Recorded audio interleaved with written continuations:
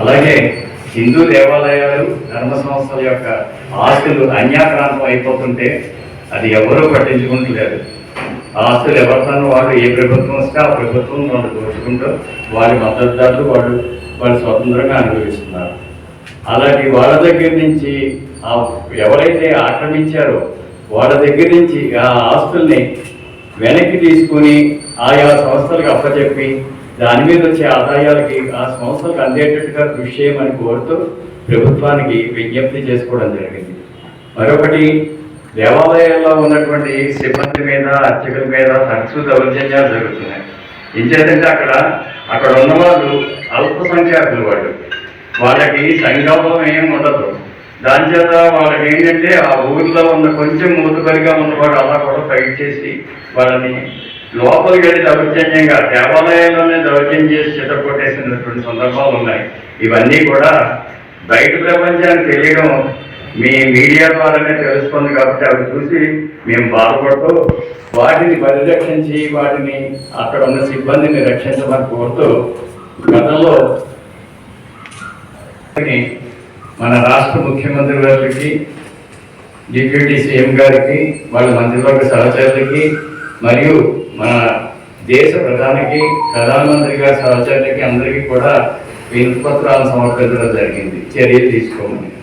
దాంట్లో నేను సూచించింది ఏంటంటే, గతంలో స్వర్గీయ వైఎస్ రాజశేఖర రెడ్డి గారు ఈ హాస్పిటల్స్ మీద, హాస్పిటల్ సిబ్బంది మీద దౌర్జన్యం చేసి ధ్వంసం చేసిన వాళ్ళ మీద చర్య తీసుకోవడానికి ప్రత్యేకంగా ఒక జీవోని నెంబర్ 11/2008 నాన్ బైలబుల్ వారెంట్గా ఆ జీవోని తీసుకొచ్చి అది ఇంప్లిమెంట్ చేసి వాటిని అరికట్టడం జరిగింది. దీని ద్వారా ఎవరైతే దౌర్జన్యం చేస్తే వాళ్ళ దగ్గర నుంచి రికవరీ చేసి వాళ్ళకి 50,000 నుంచి ₹1,00,000 దాకా జరిమానా, జైలు జీవితం కూడా వారి పనిష్మెంట్గా ఇచ్చిన సందర్భాలు ఉన్నాయి. కాబట్టి అలాంటి జీవోనే మీరు ఈ దేవాలయానికి, ఈ విద్యాలయాల్లో ఉన్న టీచర్స్ మీద చేసే దౌర్జన్యాన్ని అరికట్టడానికి ఇలాంటి జీవోనే తీసుకొచ్చి నాన్ బైలబుల్ వారెంట్గా ఇష్యూ చేసి కఠినమైన చర్య తీసుకోవాలని దాంట్లో ఉదహరించడం జరిగింది.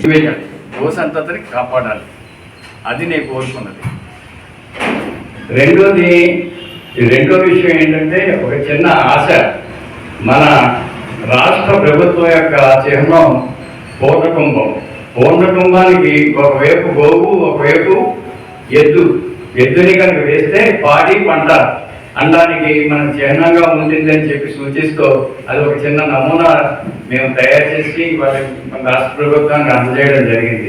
పాడి పంటలు ఎందుకంటే ఆంధ్రప్రదేశ్ అన్నపూర్ణ ధాన్యాగారం, మొత్తం దేశం అంతటికి కూడా అన్నాన్ని అందించేటటువంటి ఆంధ్ర రాష్ట్రం అని అంటూ ఉంటారు. కాబట్టి దానికి తగ్గట్టుగానే ఉంటుంది అనేటటువంటి ఉద్దేశంలో చిన్న నమూనాను తయారు చేసి పంపించడం జరిగింది.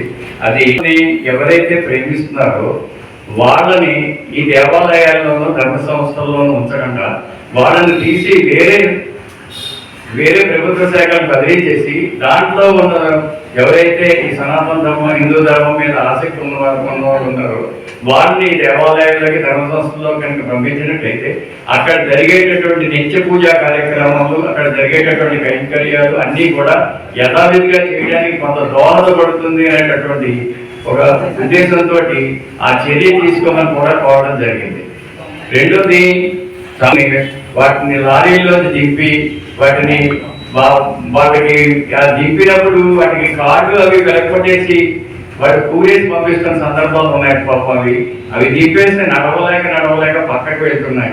వాటిని ఎక్కడ పెట్టాలి, వీటికి మేత ఎలా, కానీ ఈ గోవుల్ని పిలిపించే వీటిని అడ్డుకుంటున్న వాళ్ళందరూ కూడా వాళ్ళ యొక్క అభిప్రాయం తెలియజేశాక నాకేం తోచిందంటే, ప్రభుత్వ అధీనంలో బంజరు భూములు ఉంటాయి కాబట్టి జిల్లాకి కనీసం ఒక 30 ఎకరం ఒక బంజరు భూమిని దానికి ఫెన్సింగ్ వేసి దాంట్లో ఈ గోవులను వదిలేస్తే దాంట్లోనే పచ్చగట్టు ఉంటుంది. కాబట్టి మీకు దాంట్లో పెంచడానికి, దానికి పరిరక్షణకి మీకు ఏంటంటే ప్రభుత్వం పనికి ఆహార పథకం కింద మీరు ఆహార పథకాన్ని పనికి చూపెడుతున్నారు. కాబట్టి ఆ పనికి ఆహార పథకంలో ఒక 5-6 దాంట్లో ఉంచి ఆ పరిరక్షణ చూస్తూ అక్కడ పచ్చగడ్డి పెంచేటటువంటి కార్యక్రమాన్ని చేయించమని.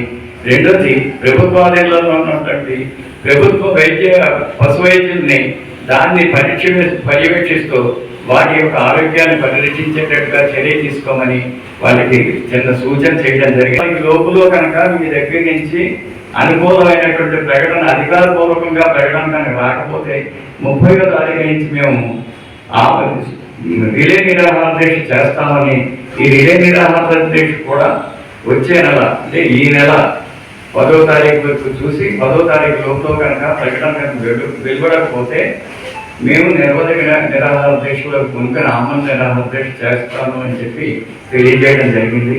కానీ మరి దానికి కూడా ఏ విధమైనటువంటి వాటి దగ్గర నుంచి స్పందన రాలేదు. మేము ఆశ ఏంటంటే మనకి ఉత్పత్తిగా మాకు నోటి మాటతో ప్రకటన వస్తే మాత్రం మేము యాక్సెప్ట్ చేసేది లేదు. ఇది ఎవరు వచ్చి చేస్తారు, ఎవరు చేస్తే మీకు అనుకూలంగా ఉంటుంది, మీరు ఎప్పుడు వినిపిస్తారని ఇన్ఫర్మేషన్ డిపార్ట్మెంట్ వాళ్ళు వచ్చి అడిగితే వ్యక్తులతో సంబంధం లేదు, ప్రకటనతో సంబంధం అని చెప్పాను. అంచేత దయించి ఇదే విషయాన్ని మీరందరూ కూడా దయించి దీన్ని మిగిలిన ప్రజానీకానికి ప్రజానీకానికి తెలియజేస్తే, ఎందుకంటే గోవుని మరి ఇప్పుడు పాఠ్యాంశాల్లో లేవు, నేను చదువుకుంటున్నప్పుడు 2వ తరగతిలో ఆవు అని ఒక ప్రత్యేక ఒక పాఠం ఉండేది. ఆవు మీద ఆవు తల్లి వంటిది, ఆవు సాధు జంతువు అని మొదలెట్టి ఆవు సకల దేవీ దేవతల స్వరూపం, ఆవును పూజిస్తే అన్ని దేవీ దేవతలను పూజించినట్టే అయినటువంటి ఒక భావం చిన్నతనం నుంచి మనకు నేర్పారు మన కథలు మాస్టర్లు అందరూ. అదే భావంతో అందరం ఉన్నాం. అదే భావంతో మేము పూజించేటటువంటి ఈ ఆవుని ఇవాళ చూస్తే రోడ్డు మీద వెళ్ళే వాళ్ళు కూడా రోడ్డు మీద ఆవు కనపడితే ఒకసారి ఇలా ముట్టుకుని దండం పెట్టుకుని వెళ్తూ ఉంటారు. నిర్ణయం ప్రభుత్వం తీసుకుని మేము చేసేటటువంటి ఆందోళనకి మాకు ముగింపు పలికి శుభం అని చెప్పేటటువంటి మాకు శుభసూచకంగా మాకు శుభవార్త తెలియజేసేటట్టుగా ప్రభుత్వం తగిన చర్య వెంటనే అట్లీస్ట్ 10వ తారీఖు లోపల కనుక చర్య తీసుకుంటే ఆమరణ నిరాహార దీక్ష వెళ్ళకుండా జరుగుతుంది. లేకపోతే 10వ తారీఖు నుంచి ఆమరణ నిరాహార దీక్ష చేయడంలో మాత్రం దేంట్లోనూ సందేహం లేదు, దీంట్లో తాత్సారం చేసేది లేదు, ఎవరో వచ్చి పుచ్చగించినా ఊరుకునేది లేదు. సంసారాలు అలాగే మనిషి పుట్టుక నుంచి మరణించే వరకు ఆవుతో బలం.